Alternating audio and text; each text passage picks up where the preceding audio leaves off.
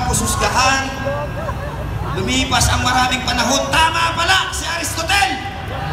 So hindi ko na po patatagalin, palakpakan po natin. Walang iba, ang ating mahal na abogada, Attorney Trixie Cruz!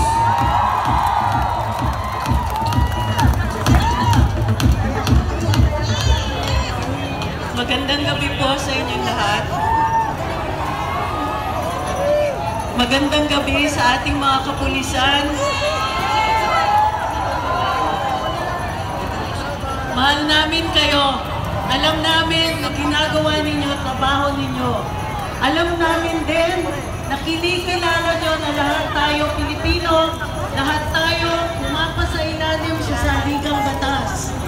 Ayon sa saligang batas, ang bawat mamamayan may karapatan magsalita, magpahayag, magtipon-tipon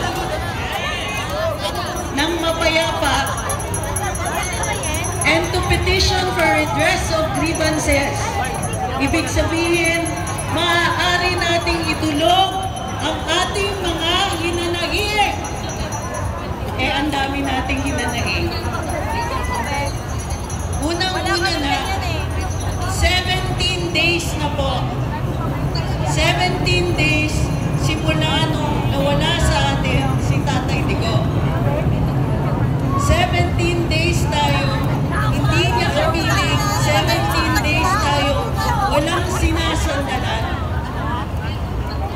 Pero, nandito tayo ngayon, hindi lang dahil birthday niya.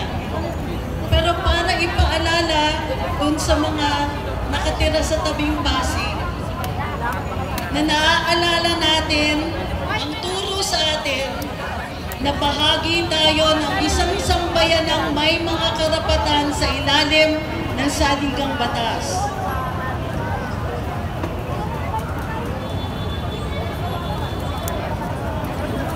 Kung tayo ay nagpupulong-pulong ng mapayapa, hindi dapat tayo ginugulo. Kung tayo ay walang ginagawang masama, walang krimen na ginagawa, hindi pwede tayong humihin. Kung hinuhuli tayo, kailangan mayroong warrant of arrest o kaya tayo ay may ginagawang krimen. May ginagawa ba tayong krimen ngayon? Nanatili tayong mapayapa. Dahil gusto ko rin na kasama natin ang ating mga law enforcers para naririnig nila ang ating mensahe. Isa sa natutunan natin sa ilalim ng Administrasyong Duterte ay may karapatan tayong mabuhay ng mapayapa. May karapatan tayo na hindi tayo ma-hold up habang naglalakad pa uwi. Mga sasakyan na dyan, masasagasaan na tayo. May karapatan tayo na maniwala na yung ating pinabayad na buwis ay pinangangalagaan ng mabuti at ginagamit sa tama. Mayaman pala ang Pilipinas, maraming proyekto pala ang pwedeng magawa pag tayo ay nagbabayad ng buwis. Nakikita niyo ba ang Manila? Andun sa site ng Pasay. Noong 2016, wala pa lahat ng flyover na yun. Wala yung North-South Connector Road. Wala po yung mga diversion road.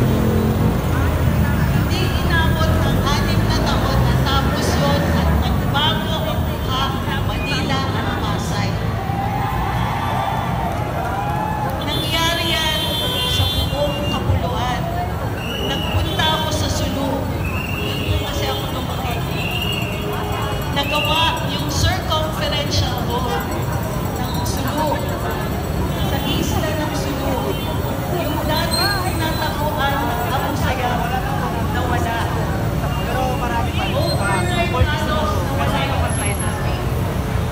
Overnight halos nawala na yung mga tawanan, yung barilan sa pagitan ng AFP at ng mga insurgents.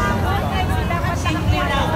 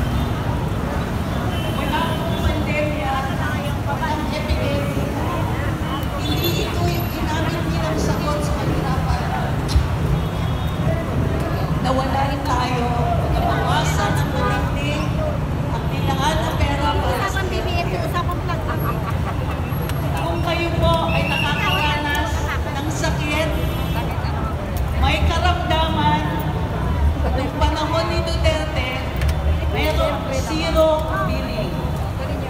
Mas magkano? Uuwi ka, wala kang bilhin. Kahit 5. Dahil sa budget ng 2024,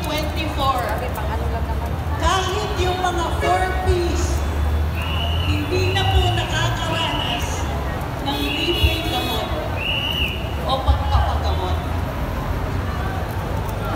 Kung ang 4Ps ay 0, paano ba kayo? Wala silang natanggap. Sa kadalasan, 7% lang ng hospital bill natin mababayaran ng PhilHealth kung kayo'y nagbabayad. Ibig sabihin, sa 100,000